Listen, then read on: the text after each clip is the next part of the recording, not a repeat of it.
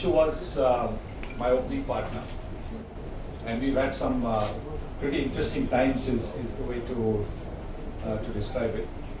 To the best of my knowledge, the fact that the reason that he's asked me to come down here is that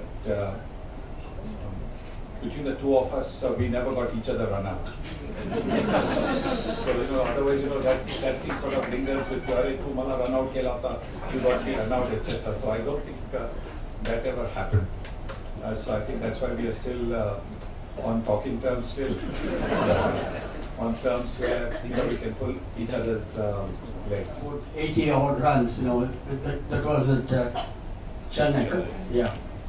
And I scored 97 in the first innings, but still you are not winning. But that knock, actually second innings 87, that was actually a winning score for India, to win that test match. And at Jamaica, the test match, the beamers and all these things.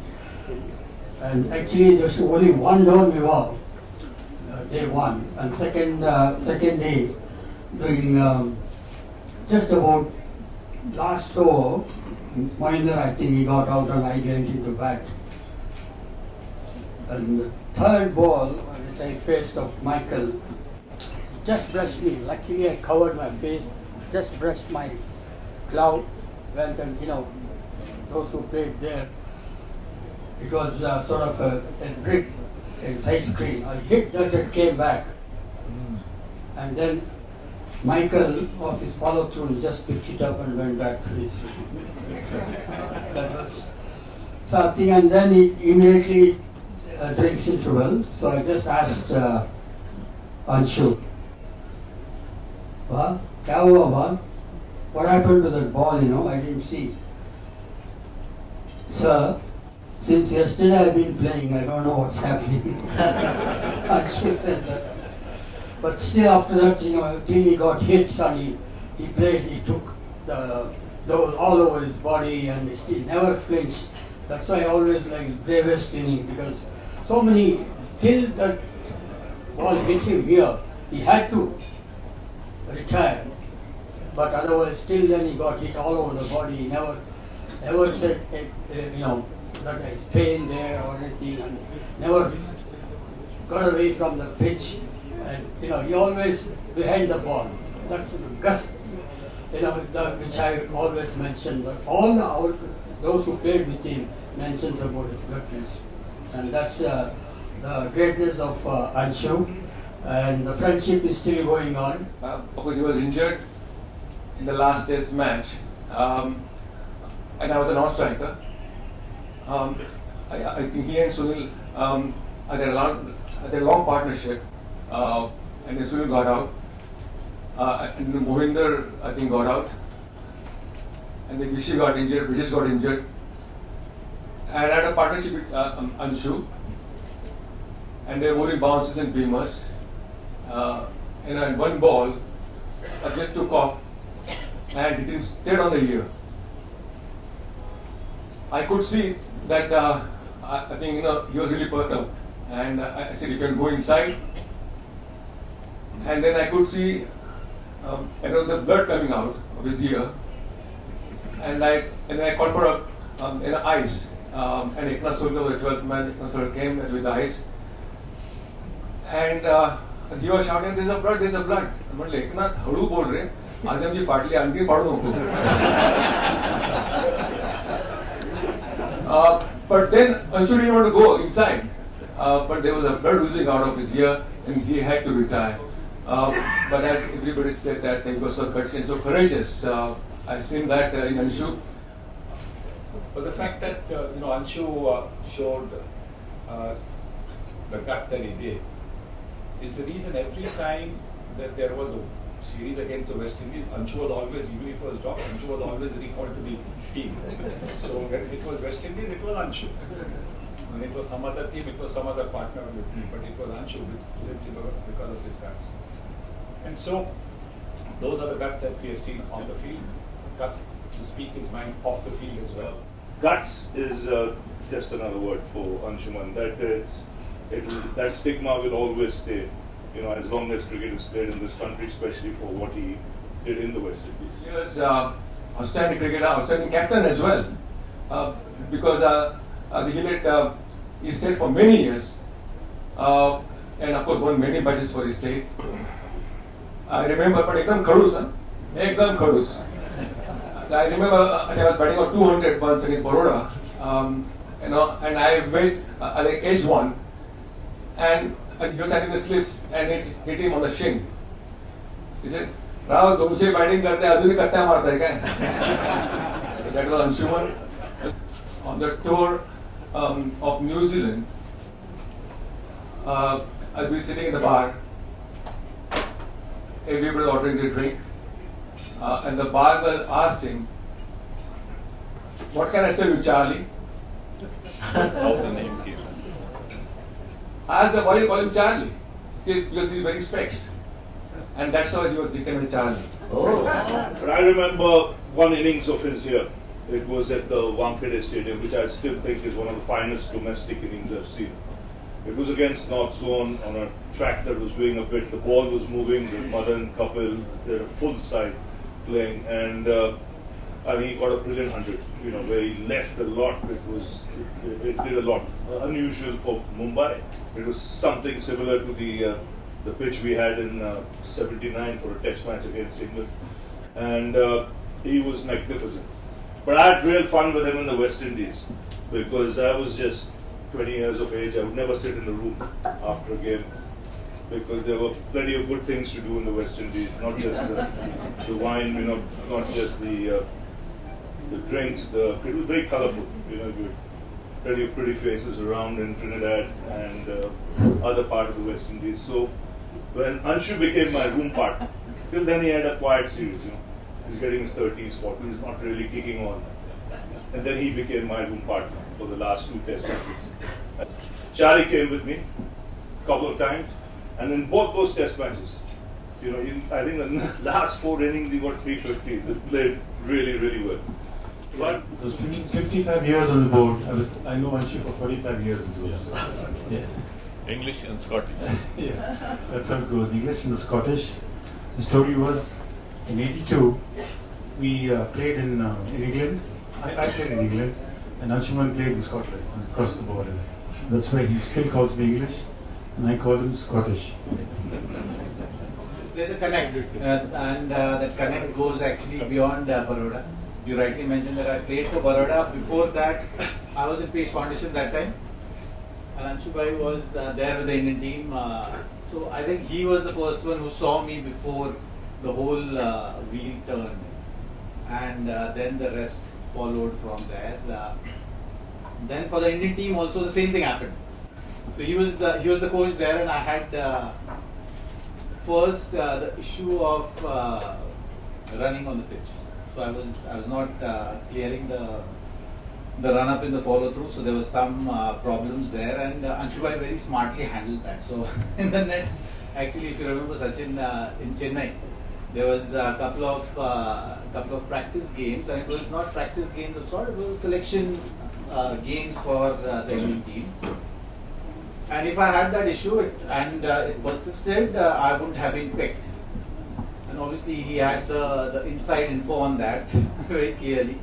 And he came in practices. So every session he would come and he would pretend to set the field, and he would tell me that, you know what, you're still coming here, so this is the spot. This is the spot you're coming in, and this is going to this can cost you the spot in the Indian team, so you need to rectify this. And I can't show you this, I can't show it openly, but I'm serious about this. But he would pretend as if तो square legs चा fielder ना इकडे असा ठेवलं पाहिजे, but हे चालणार नाही. Like that he was talking. And it was amazing that, you know, how he managed to find a way of communicating exactly what is required for me without really letting everyone know and putting me under pressure. So that was something which stayed with me. He was there, my first coach in Kenya with the Indian team. His support was very valuable there for me. So I'm talking about the connect, you know, so this is just the base of the connect. The interesting thing is here, when I started dating my wife, Sagarika, she was suddenly out of the blue. I get a message from Anshubai saying, "I heard about you dating this girl. Are you serious about her?" So later on, I realized, and such a straight shooter that he is, and the connect is very interesting, but it was there, and I was like, I was showing Sagarika, I was like, I got a message, so this is like the test. If I pass this test, then we will not have any problem. And obviously that message was because of the fact that my late father-in-law had reached out to him and wanted to know my intentions about his daughter. And then he, without wasting time, just asked me straight, "Are you serious about the girl or are you not serious?" And I said, "Yes, I am serious about the girl." So And, she happens to be my niece. yeah, of course, I know.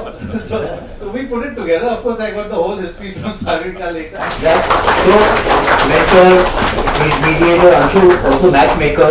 You've been playing many roles. Not matchmaker. I was Just ensuring that information founder. information is found. Okay.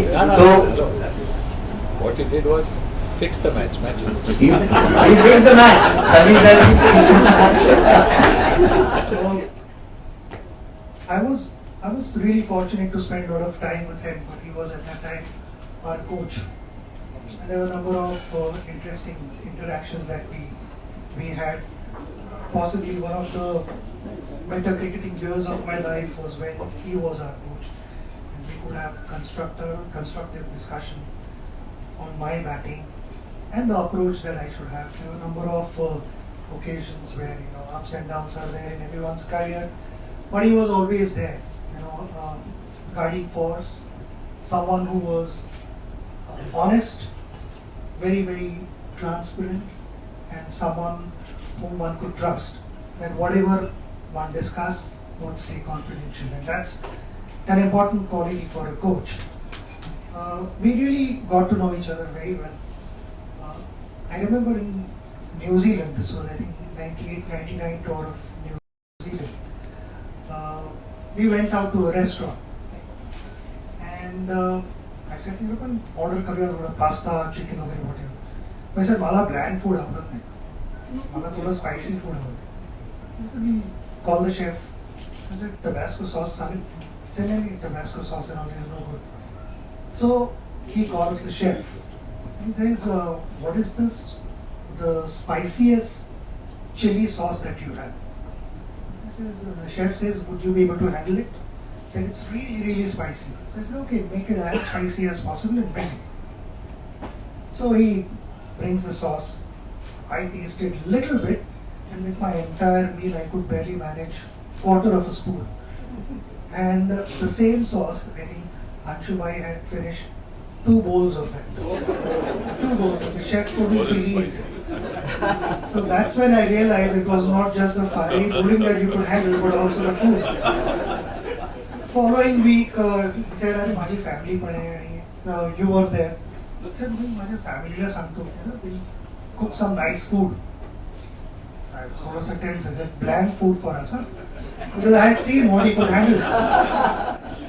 And then she tried her best. We also enjoyed the food. But after, let me admit, on a lighter note, we almost went halfway to the moon and came back. तुमचं plan for was आमच्यासाठी वेगळं होतं थोडं. But it's been truly wonderful to have interacted with you for so many years. You've helped me immensely, and we continue to have good relationships. So I really, really treasure that on this special day, for a special person, because not so many guys would have been present here. And that in itself is a proof that we all value our relationship with you. And I think see such a turnout actually tells you how well liked Anshuman is in the world of cricket, and particularly Indian cricket. And that's understandable because he has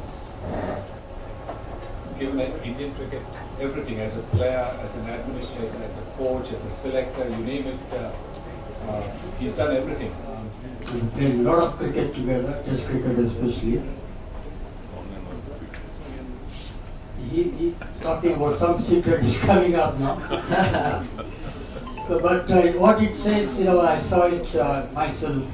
It's in a book now, but I saw it from my own eyes, how he started and how he played his cricket. And absolutely one of the grittiest and bravest cricketer I've ever come across.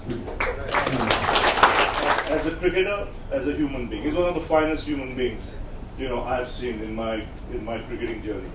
A real heart of gold, integrity unquestionable, and a friend. He'll keep to his word, and he will be in touch. There is no scientific way to measure stone cold bravery. Wickets taken and the runs scored can be tallied, but the quality of bravery can't be quantified. And heroes are not made, they are born of circumstances. At Kingston's Coliseum and Sabina Park, Aunshuman Gaekwad was born in 1976.